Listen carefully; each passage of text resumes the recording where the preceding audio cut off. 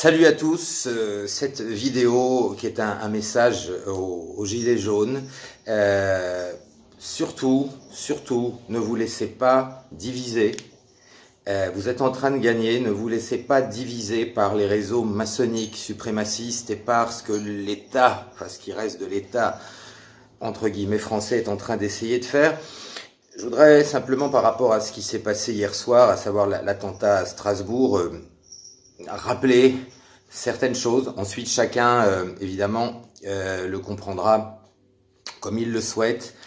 Mais surtout, ne vous laissez pas diviser. Il y a des gens actuellement qui essayent, selon les mots de passe maçonniques, Ordo Ap Chaos et également Division et Confusion, qui essayent de vous, non seulement de vous diviser, mais de racialiser le conflit et d'essayer de créer une guerre entre chrétiens et musulmans, en essayant de stigmatiser les musulmans de telle manière à faire croire que très opportunément, au moment où vous êtes en train, où on est en train de gagner cette guerre pour le droit français, pour le peuple, eh bien, à un attentat. Alors, je voudrais rappeler simplement, je vais pas me permettre de dire que c'est un attentat organisé par l'État, on me ferait un procès de plus, j'en ai déjà suffisamment. Je voudrais rappeler des vérités, des choses qui devraient interpeller. À Londres, enfin au Royaume-Uni, vous avez eu le Brexit. Quelques jours après, vous avez eu les attentats. Il y en a eu pas mal. C'est pas quelques jours après que M. Rothschild ait menacé d'ailleurs le Royaume-Uni si jamais le Brexit passait.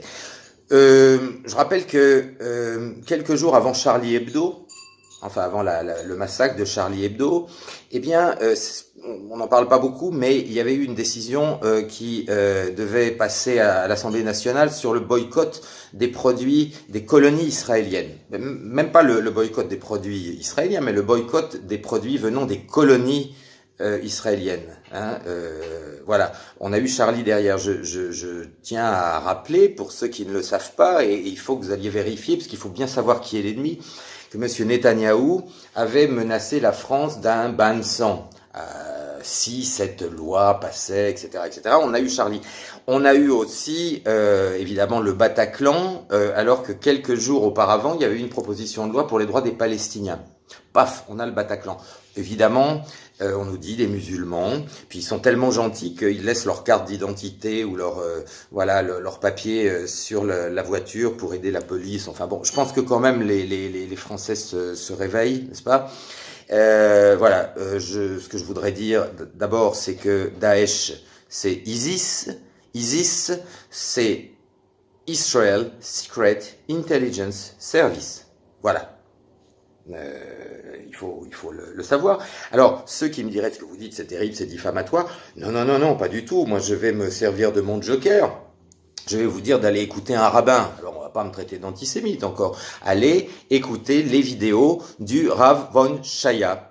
Rav von Shaya, le rabbin qui explique comment la mafia juive, enfin, je sais pas comment ils appellent ça, enfin voilà, les talmudistes, enfin les gens qui complotent dans les synagogues, sont en train, n'est-ce pas, de nous préparer une guerre entre chrétiens et musulmans, et il nous prévient que tout ça est organisé, que les musulmans, comme il le dit très élégamment, sont le torche-cul des juifs, et que, eh bien, ils se servent de quelques personnes qui peuvent être nées musulmans pour créer la terreur. Il explique et il dit que les Français finiront par se faire égorger en fait par des agents du Mossad déguisés en musulmans. Il le dit très clairement, vous avez des dizaines de vidéos et il faut absolument aller voir ça pour comprendre qu'on n'est pas des gens délirants et que bien évidemment tout ça est prouvable. Moi je vous conseille de suivre Égalité et Réconciliation, je vous conseille de lire Panamza, Rivarol également, mais surtout suivez bien le travail de Panamza. Je dis ça, c'est pas la personne qui fait ça, c'est même pas quelqu'un que je connais personnellement, mais j'ai du respect pour son travail parce que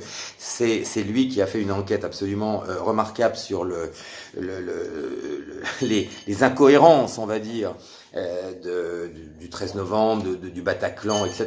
Donc il faut absolument que vous vous informiez là-dessus pour comprendre comment éviter les pièges que certains sont en train d'essayer de vous tendre. Je vais vous dire d'autres choses qui sont, je crois, intéressantes. Nicolas Sarkozy a été le premier président juif élu en France. une de ses premières mesures a été de faire supprimer de la Constitution la notion de crime de haute trahison.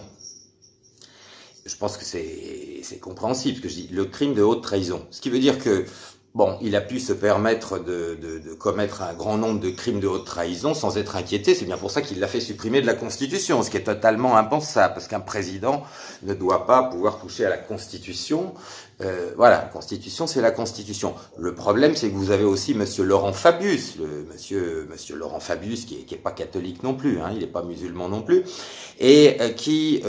bon, je parle même pas du sang contaminé, tout ça c'est ancien, mais qui est un homme donc qui est président du Conseil constitutionnel, c'est-à-dire c'est lui qui fait nos lois, il fait ce qu'il veut, etc. Et cet homme se vante d'avoir armé les terroristes. Il le fait, il se vante que Al-Nosra fait du bon boulot en Syrie. Il s'est vanté devant Lavrov, le russe Lavrov, n'est-ce pas, d'avoir armé les terroristes. Il en a beaucoup ri d'ailleurs. Lavrov était resté sans voix. Tout ça est confirmé, c'est vérifiable, hein, ce que je dis, évidemment. Voilà. Et le Mossad a totalement infiltré, c'est-à-dire les services secrets israéliens ont totalement infiltré la police française, même l'armée, et sont absolument partout. Donc, tout ça, ce sont des évidences, et je peux vous dire que de nombreux policiers haut placés et de nombreuses personnes du ministère de la Défense m'ont alerté là-dessus. Bon, c'est connu, mais je ne sais pas jusqu'à quel point c'est connu. Donc, si vous voulez, il faut bien comprendre que nous sommes un pays occupé. Je voudrais dire que le système donc est totalement dirigé pour le moment par des agents israéliens. Un Meir Habib n'est que une des caricatures les plus grotesques de ce système. Il n'y a pas que lui. Hein. Lui, il est le plus visible parce que déjà c'est le plus énorme et un des plus gaffeurs. Mais il est juste un exemple parmi beaucoup d'autres. Mais je voudrais rappeler une chose qui est importante. Sarkozy a peut-être fait supprimer le crime de haute trahison de la Constitution, mais il vous reste, et il nous reste, à nous, à tous les Français, quelque chose de très important. C'est l'article 35 de la Déclaration des droits de l'homme et du citoyen de 1793. L'article 35 de la Déclaration des droits de l'homme et du citoyen de 1793 dit mot pour mot, et là je lis hein, pour ne pas changer une virgule, quand le gouvernement viole les droits du peuple, l'insurrection est pour le peuple et pour chaque portion du peuple le plus sacré des droits et le plus indispensable des devoirs. Alors je répète, quand le gouvernement viole les droits du peuple, l'insurrection est pour le peuple et pour chaque portion du peuple le plus sacré des droits et le plus indispensable des devoirs. Donc, de tout cœur, bonne chance pour samedi. Ne vous laissez surtout pas diviser. Ne croyez pas un mot de ce que vous écoutez sur les canaux de propagande israéliens comme BFM ou autres. Continuez, serrez-vous les coudes. Vous êtes tous dans le même camp. Ne laissez pas les éternels diviseurs vous diviser. Vous êtes près du but. Ils sont en panique. Ils font chaque jour plus de gaffes.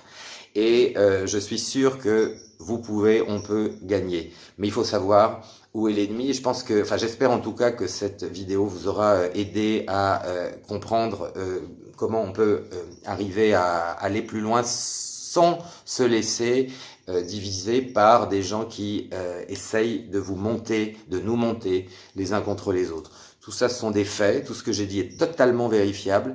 Et je vous souhaite à tous bonne chance. On les aura. Vive la France libre.